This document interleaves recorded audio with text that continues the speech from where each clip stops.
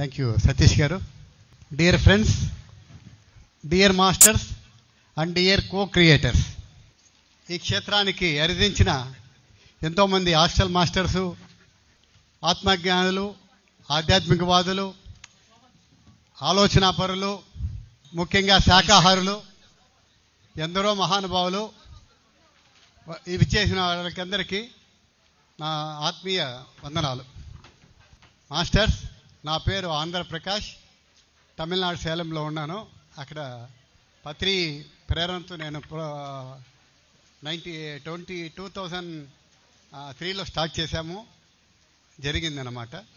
ఇక సార్తో అనుభవాలు ఎన్నో చెప్పుకునేకి, ఆయనతో పాటు 23 ఏళ్ళు ప్రజా సభలో ఉన్నప్పుడు ఎన్నో అనుభవాలు ఉంటాయి, ప్రతి మాస్టర్కి ఉంటాయి.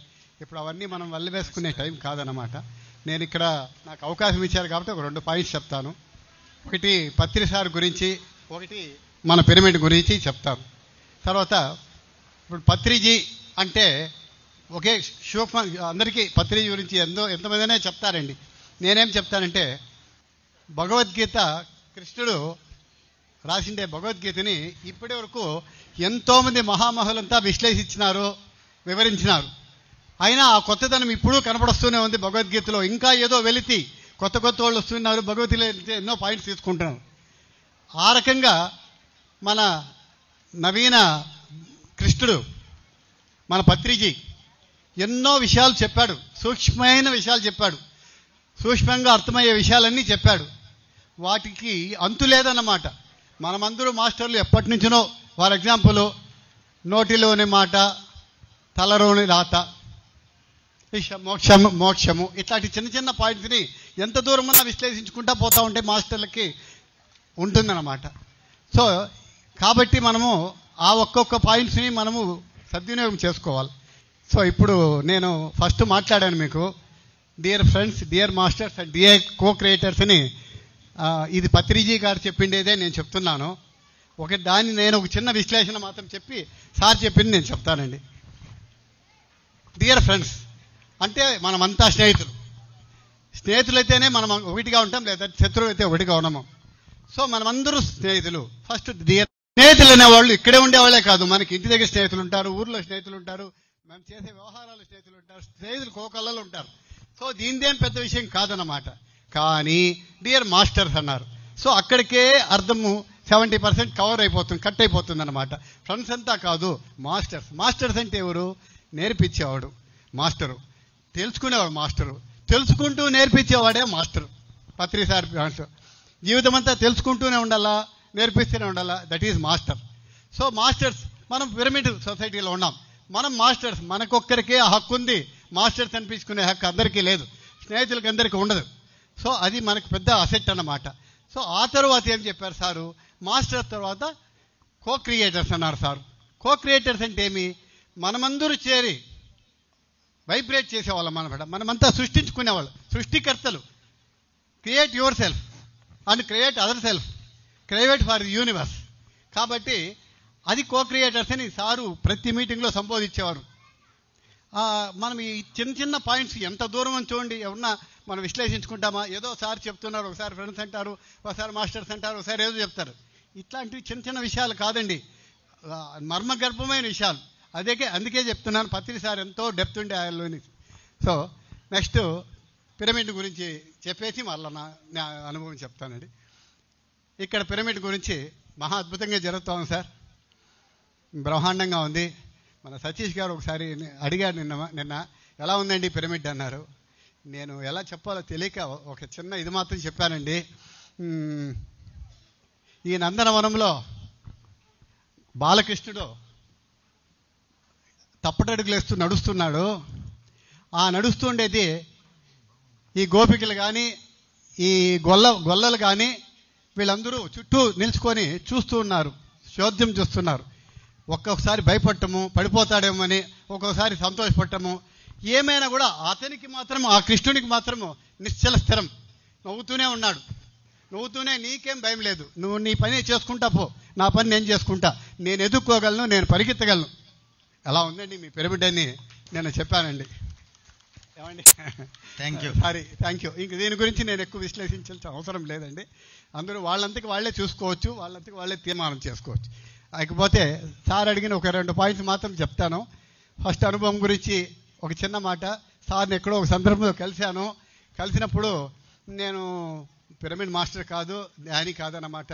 అలా త్రిలోక సంచారిని, యాత్రలో అన్నీ చేసేవాడిని. సార్తో గుంపంతా ఉంటే కలిశానన్నమాట. కలిస్తే నేను మాట్లాడే గుంపులో చూసి వేడుకు చూస్తున్నాను. ఇలా రావయ్యా అన్నాడు. వచ్చాను. కూర్చోండి, కింద కూర్చొని పెట్టాడు. చెప్పయ్యా అన్నాడు.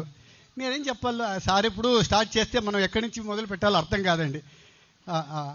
కాబట్టి నేనేం చెప్పానంటే, సార్ నేను పిరమిడ్ మాస్టర్ కాదండి, ఎలా చూడటానికి వచ్చానంటే, పిరమిడ్ మాస్టర్ ఎవరయ్యా నిన్ను అన్నారు కాదని అని సార్ నన్నే క్వశ్చన్ చేశారు. పిరమిడ్ మాస్టర్ కాబట్టి ఈ క్షేత్రానికి రాలేవు, so you are pyramid master. ఓహో, అప్పుడు నేను అనుకున్నాను, ఓహో నేను కూడా ధ్యానియా అని అప్పుడు అనుకున్నాను. సో ఇక్కడ వచ్చిన వాళ్ళంతా ధ్యానులే, ధ్యానం లేకపోతే ఇక్కడికి రాలేరు. ఇదండి. ఆ తర్వాత ఒకటొకటే జరగటము. సారు మా ఊరికి రమ్మన్న ఇన్వైట్ చేయటము, సార్ వస్తానని చెప్పటము, 10 రోజుల్లో సార్ రావటము, మారం sir, Raghuram sir, Chennai master వీళ్ళంతా సార్తో పాటు రావటం. అప్పుడు నేను వస్తూ ఒక తీర్మానం చేసుకున్నాను అనమాట. నేను ఒక బిల్డింగ్ పెట్టుకున్నాను, టూలెట్ బోర్డు వేసుకొని 5,000 రూపాయలు బాడిగా అని చెప్పి. మా ఊరికి వచ్చే లోపల నాకు బుద్ధి మారిపోయింది.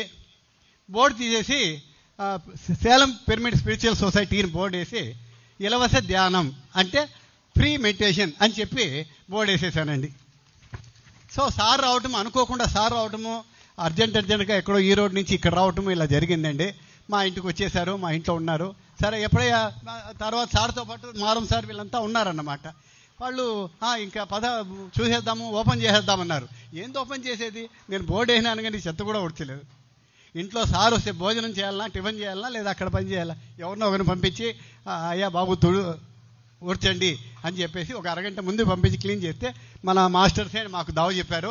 ఒక 2 మీటర్లు రిబ్బన్ తీసుకోయా చాలు, కత్తిరుంది కదా అన్నారు. అంతా వాళ్లే చేసుకున్నారు. రిబ్బన్ తెప్పి అందరూ ఒక 10 మంది అండి. నేను పిలిచే మనుషులు కూడా లేదు. సార్తో వచ్చిన 5 మంది, ఒక 5 మంది అంతా చేరి 10 మంది సెంటర్కి వెళ్ళాం. సెంటర్ అనే ఆ ప్లేస్కి వెళ్ళాం.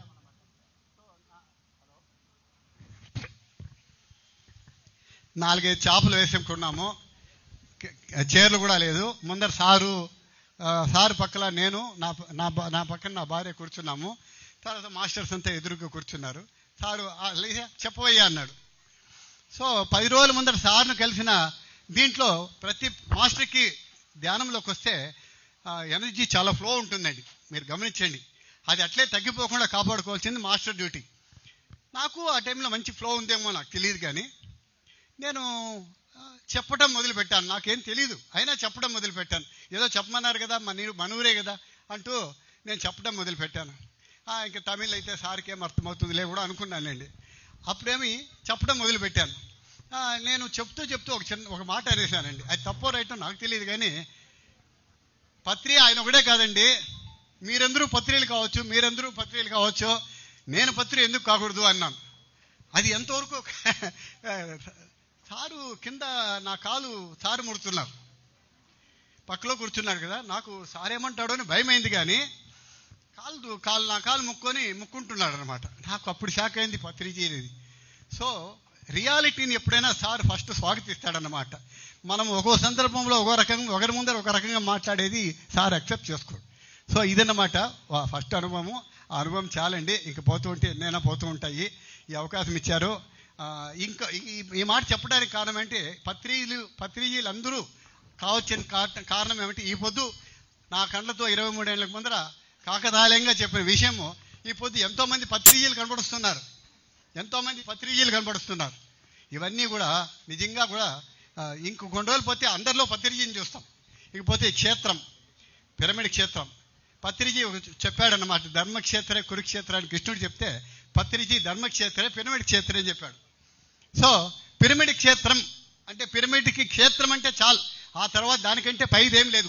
దేవాలయం అక్కర్లేదు, తోట అక్కర్లేదు, వనమక్కర్లేదు. క్షేత్రాన్ని మించిన పదమే లేదన్నమాట. సో ధర్మాన్ని ఎక్కడ నిలుపుతుందంటే ఓన్లీ పిరమిడ్లోనే దొరుకుతుంది అన్నమాట. ముందుకి పిరమిడ్లు మనం ఎలాగా సరదాగా పిరమిడ్లోకి పోయేస్తా ఉన్నామో ఆ మాదిరి ప్రతి ఊరు ప్రతి వాళ్ళ గుళ్ళకి పోయినట్లు పిరమిడ్కి పోతాం. గుళ్ళకి పోతే మనం వేరే కాన్సెప్ట్లో ఉంటాం, పిరమిడ్కి వస్తే ఇంకో కాన్సెప్ట్లోకి పోతాం. ఇది నేర్చుకోవాల్సింది. Thank you.